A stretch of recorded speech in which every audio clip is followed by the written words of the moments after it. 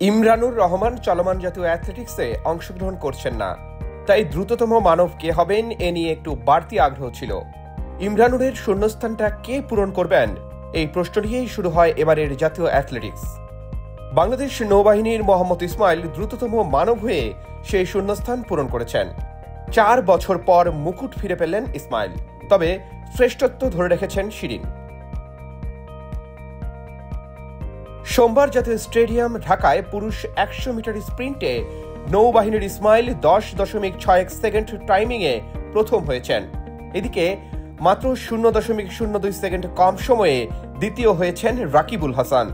যদিও বেশ কয়েক মিটার পর্যন্ত রাকিবই এগিয়েছিলেন। ফিনিশিং ভালো না হওয়ায় মূলত দ্রুততম মানবের তকমা হারিয়েছেন রাকিবুল।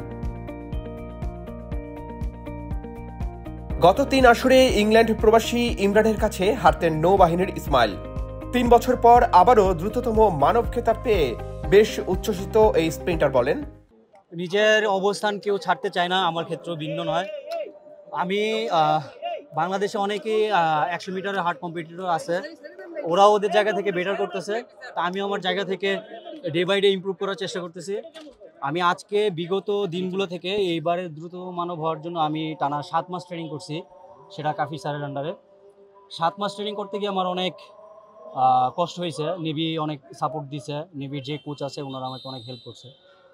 বাকি যারা আছে তারা আমাদের মতন ট্রেনিং ফেসিলিটি পাচ্ছে না, এই কারণে হয়তো ওরা উঠে আসতে পারতেছে না। আর আমি আমার জায়গাটা ধরে রাখার জন্য সর্বাত্মক চেষ্টা করতেছি যাতে আমার জায়গাটা কেউ নিতে না পারে।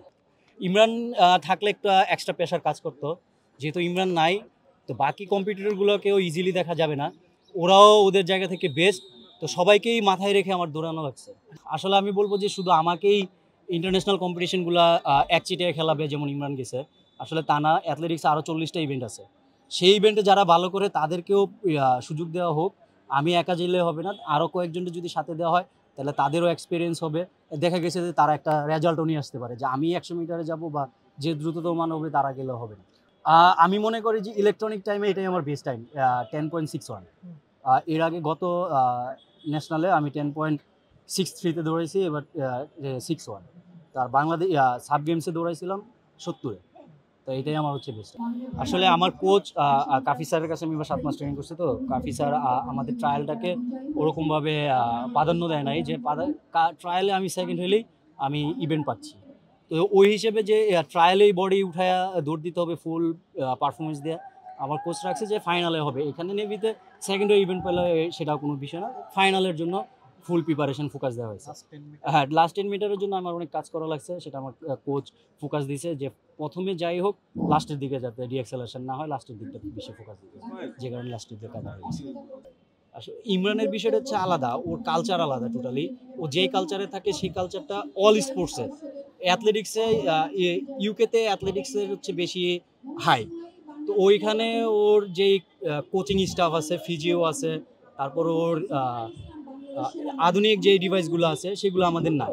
আমাদের কোচ আছে ভালো, বাট আমাদের ডিভাইসগুলো নাই, আমাদের পরিবেশ নাই, আমাদের নিউট্রিশনিস্ট নাই, এবং কি ফিজিও নাই, যে কারণে আমরা হচ্ছে পিছায় থাকি। এইখানেই আমরা পিছায় থাকি, তাছাড়া আমাদের আর কোথাও সুযোগ সুবিধা নাই। এসএ গেমসের বিষয়টা এটা সব অ্যাথলেটেরই বাংলাদেশের, যে আমাদের এটা অলিম্পিক, তো এখানে আমরা ফার্স্ট, সেকেন্ড, থার্ড 3টা মেডেলই নেওয়ার জন্য আমরা যে কোনো একটা পিক করার জন্য আমরা চেষ্টা করি। তো আমাদের যেহেতু এই সামনে সাব গেমস আছে, তো আমার পক্ষ থেকে বা আমি চাইবো যে আমি সেরাটা দিয়ে আমি বাংলাদেশের জন্য একটা পদক নিয়ে আসার জন্য। আমার বেবি আর আমার ওয়াইফ যেহেতু জানেন যে হাডেলের রানী তামান্না আক্তার, ও ডেলিভারির পর থেকে আমার এই যে 2.5 মাস যে সাপোর্টটা দিছে সেটা মানে অকল্পনীয়। পুরো ক্রেডিটটা 50% আমার কোচ আর 50% আমার ওয়াইফ। এদিকে শিরিন আক্তার 12.01 সেকেন্ড টাইমিংয়ে বাংলাদেশ নৌবাহিনীর দ্রুততম মানবী হওয়ার কৃতিত্ব ধরে রেখেছেন। জাতীয় ও গ্রীষ্মকালীন প্রতিযোগিতা মিলিয়ে মোট 16 বার দ্রুততম মানবী শিরিন। শিরিন বলেন, খুবই সহজ না, সবাই খুব কম্পিটিটিভ ছিলেন। যারা আমার সাথে ছিলেন স্প্রিন্ট করেছেন তারা খুবই ভালো স্প্রিন্টার এবং ভালো করেছেন। আমার কোচ আব্দুল্লাহ হেল কাফি স্যার আমাকে একদমই খুবই সবসময়ই শিডিউল আদার্স সব কিছু মিলিয়ে তিনি আমাকে সহযোগিতা করেন। শিডিউলের বিষয়ে আমি তার আন্ডারেই ট্রেনিং করি।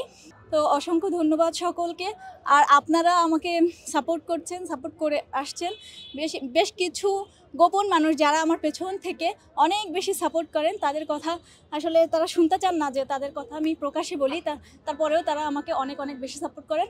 এই মানুষগুলোর সাপোর্টের জন্য, এই মানুষগুলোর সহযোগিতার জন্য আজকে আমি সেই রাখতে আবার দেশের দ্রুততম 16বার। আক্ষেপ বলতে কিছু নেই, তবে দেশের হয়ে বিদেশের মাটিতে বিশেষ করে সাব গেমসে একটি স্বর্ণপদক আমি সবসময় বলি উপহার দিতে চাই বাংলাদেশকে। জানি না সেটা কতটুকু স্বপ্ন আমার পূরণ করতে পারবো, তবে যথাসাধ্য চেষ্টা করি। তবে এটা আমার একার না, সম্মিলিত প্রচেষ্টা থাকলে ইনশাল্লাহ এটা আমি করতে পারবো। জাতীয় অ্যাথলেটিক্সের প্রতিযোগিতার উদ্বোধনী অনুষ্ঠানে প্রধান অতিথি হিসেবে উপস্থিত ছিলেন যুব ও ক্রীড়া মন্ত্রণালয় এবং স্থানীয় সরকার পল্লী উন্নয়ন ও সমবায় মন্ত্রণালয়ের মাননীয় উপদেষ্টা জনাব আসিফ মাহমুদ সাজিব ভুইয়া। এ সময় তিনি বলেন, আমাদের অ্যাথলেটিক্সে ইন্টারন্যাশনালি আমাদের বড় ধরনের কোনো অর্জন এখন পর্যন্ত জাতীয়ভাবে নেই। অলিম্পিকে তো আমাদের বিশ্বের সবচেয়ে জনবহুল দেশ হিসেবে কোনো পদক নেই। এর একটা অন্যতম কারণ হচ্ছে এই প্রান্তিক পর্যায় থেকে খেলোয়াড়দের উঠে না আসা, এবং একই সাথে তাদেরকে যে অ্যাডভান্স লেভেল ট্রেনিং ফ্যাসিলিটিস যেটা আমাদের পক্ষ থেকে দেওয়ার কথা ছিল সেটা এতদিন দিতে না পারা। সরকারের পক্ষ থেকে আমরা এই বিষয়গুলোকে অ্যাড্রেস করার চেষ্টা করছি, খেলাধুলার বিকেন্দ্রীকরণ এবং সঠিকভাবে ট্যালেন্ট হান্ট এবং তাদের পরিচর্যা। একই সাথে অ্যাডভান্স লেভেল ট্রেনিংয়ের জন্য স্পোর্টস ইনস্টিটিউট স্থাপনের প্রক্রিয়া চলমান আছে। আমরা আশা করি সামনের দিনে এই অ্যাথলেটিক্সের যে খেলাগুলো আছে সবগুলো আরও কম্পিটিটিভ হবে এবং প্রতিনিয়তই নতুন নতুন খেলোয়াড় উঠে আসবে এবং আন্তর্জাতিক অঙ্গনে দেশের জন্য গৌরব বয়ে আনবে। 3 দিনব্যাপী এই প্রতিযোগিতায় পুরুষ ও মহিলা 2টি গ্রুপে 40টি ইভেন্টে প্রতিযোগিতা অনুষ্ঠিত হচ্ছে। এর মধ্যে পুরুষদের ইভেন্ট রয়েছে 22টি ও মহিলাদের 18টি। প্রথম দিনে সম্পন্ন হয়েছে 12টি event. Arman Ali, Daily Sun.